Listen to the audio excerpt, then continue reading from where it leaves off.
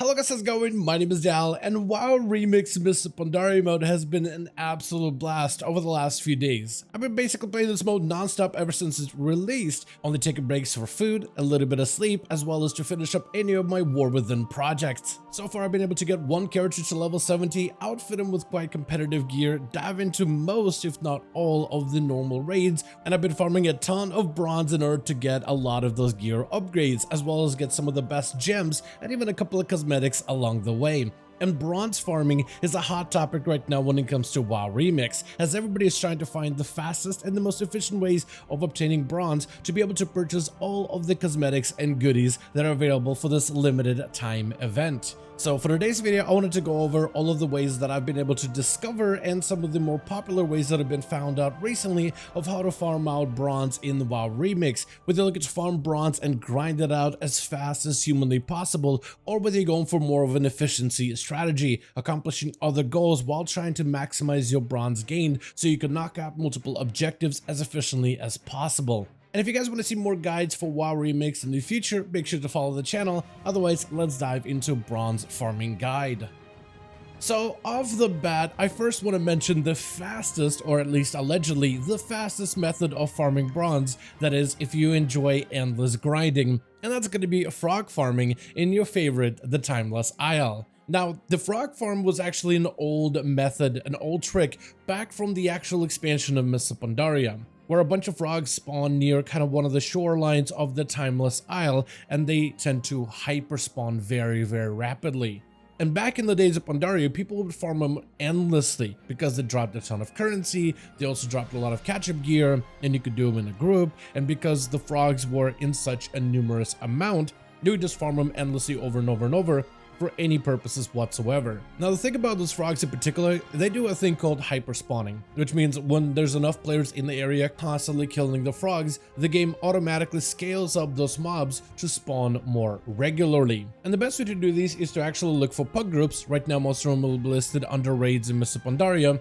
and just type in the word frog into the search to find some frog groups. Now, a lot of these frog groups will actually be ran as a 4x4 group, because when you have 5 players in a party tag a frog, that means no other player outside of the party can actually get the credit for those frogs. However, if you reduce the party size from 5 to 4, that means if one person of the party tags a frog, everybody in that party gets credit towards the frog. And if another player tags the frog that's outside of the party, they also get the credit as well. But what if that player that's outside of the first party actually has a party of their own, where there's maybe 2, 3, and maybe up to 4 people in that group?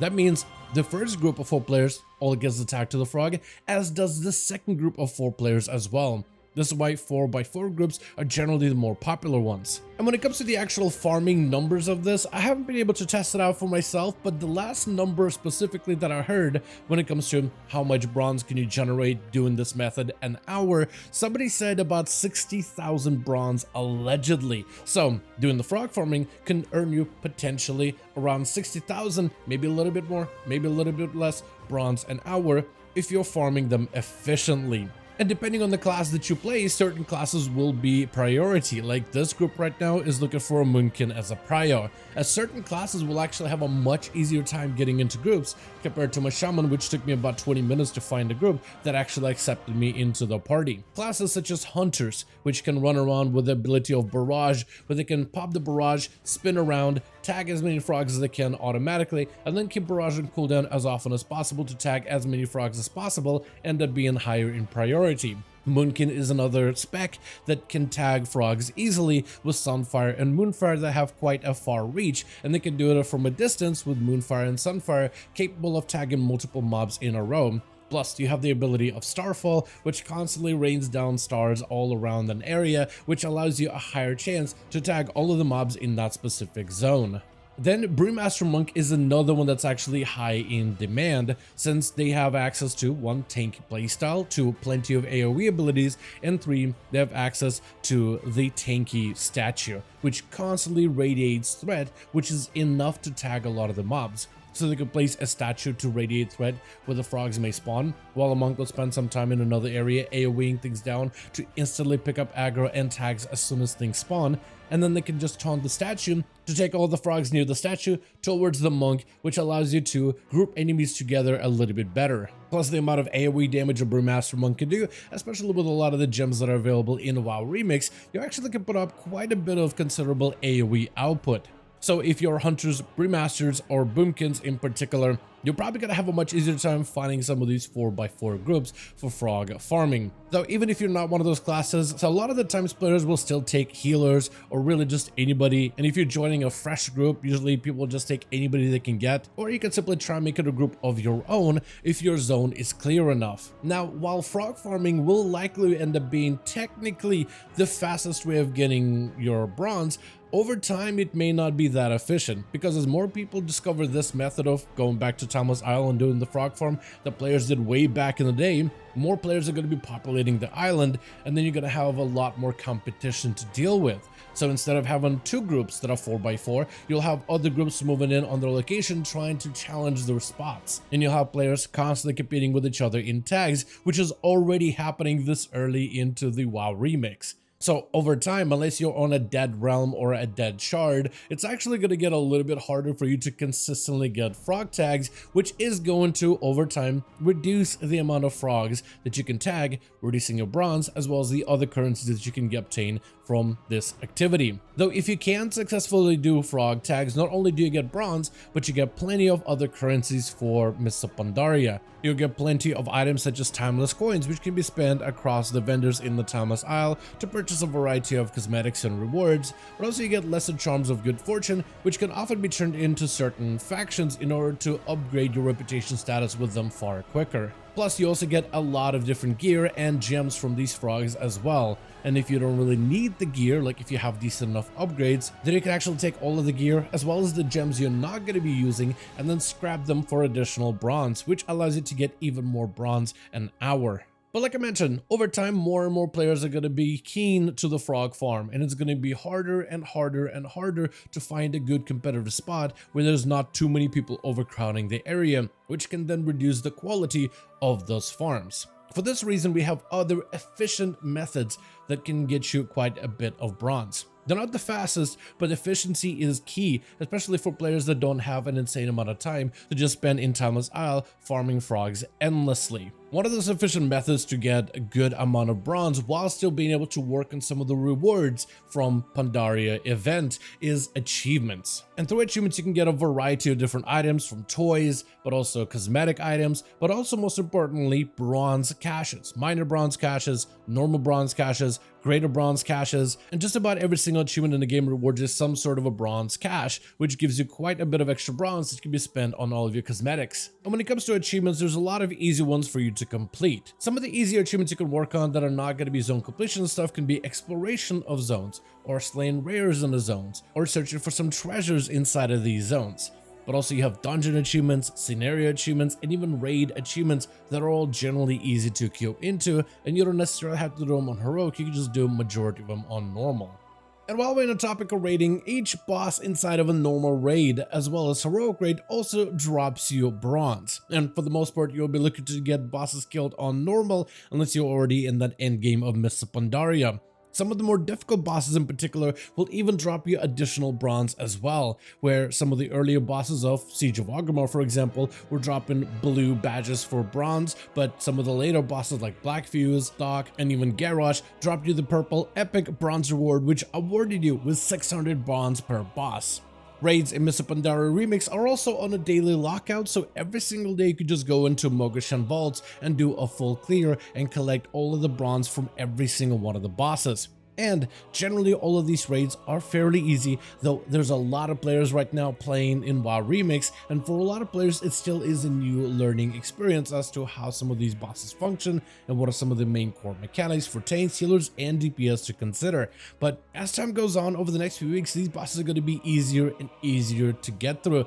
and more groups are going to be able to learn more efficient ways to spam through them as fast as possible, which is only going to make raiding for bronze even more efficient than ever before. Another method of collecting bronze that I found kind of relaxing, maybe not the fastest, but actually fairly efficient if you want to be able to get a bunch of bronze in a handful of seconds, is by flying around collecting bronze motes that are scattered all throughout Pandaria. This activity is simple and easy, especially if you enjoy the entire dragon riding aspect of Dragonflight. As with the dragon riding mount, you can get around places fairly easily and pick up all these motes as you get along the way, going from one zone to another with some purposeful exploration. Though if you do want one specific spot where you can pick up a bunch of bronze motes that you should check in on every maybe 5, 10, 20 minutes or so, you should definitely check out the front gates of Pandaria, the gate located between the main Vale zone in the center of Pandaria as well as the Dread Waste, with a bunch of Calaxia all over the place. Because the motes in that area either are hyper spawning or there's motes inside of motes that are kind of trapped together. So when you pick up one mote, in fact, you can actually pick up 8 in a single spot. And there's a couple of those spots where these motes are condensed together, where you can grab a bunch of them all in a single flyby. That's really going to crowd out the center of your screen. But the amount of bronze you can earn there can be anywhere between a couple of hundred to maybe 800 or closer to like 1,000 bronze. And you can just do that in a single flyby. And you can simply check out the gate spawns to see if they're up whenever you're in an area, or maybe something like once every 5 or 10 minutes or so. Not a lot of players know about the motes, and I haven't told too many players just yet up until this video, so better get to there as soon as possible. Now, the final recommendation when it comes to collecting bronze that everybody can agree on if you're looking for the most amount of efficiency while also being able to obtain bronze is simply by doing quests and completing dailies on any of your characters. As WoW REMIX Mists of Pandaria is not strictly a mode for collecting bronze and buying cosmetics, but it's also a fantastic opportunity for you to level brand new characters. As you upgrade the Cloak of Infinite Potential on your very first character that you end up leveling through this new mode, those bonuses end up being applied for all of your alts as well. And all of the characters at the end of the Mists of Pandaria Remix event will actually be turned into playable characters once the War Within expansion launches. And with so many different class changes on the horizon that we've been able to see on the alpha,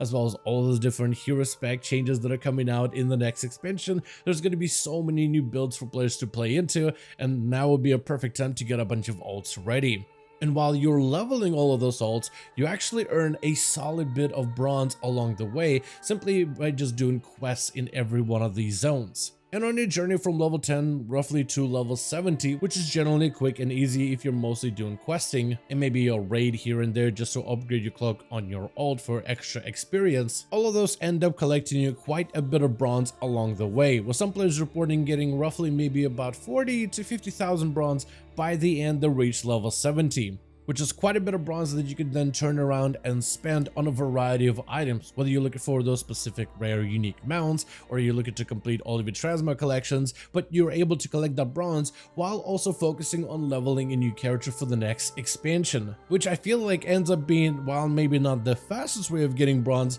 the most efficient one because it lets you accomplish a handful of goals at once. And with that, that's going to be the entire guide of how to get bronze the fastest or through the most efficient means available. And it's really up to you how you want to end up farming your bronze, which I actually would like to hear in the comments below. How are you currently going about getting your bronze for all of your characters? And what are you spending the bronze on? Are you mostly focusing on a bunch of cosmetics, mounts, and other of those unique rewards to take into the next expansion? Or are you actually playing a real character for the Mists of Pandaria remix, like trying to gear them up, trying to make sure they have the best of gems, and are going to be tackling some of the more difficult content in Mists of Pandaria, like heroic raiding? Let me know how you are going to be spending your bronze and how you're going to be farming it in the comments down below. As per usual, if you guys enjoyed this video or found it informative, go ahead and give it a thumbs up. I would very much appreciate it. And as always, in the description of every single video and live stream, we have a link to our Discord community channel. Probably the best place to reach out to me directly in case you want to let me know what you thought about this video or hang out with the rest of the community to discuss some of the upcoming changes. Join our Discord to become part of the community. But otherwise, thank you all so much for watching this video. I do hope you guys enjoyed. Let me know all of your thoughts down below. And as always, I'll see all of you guys in another video.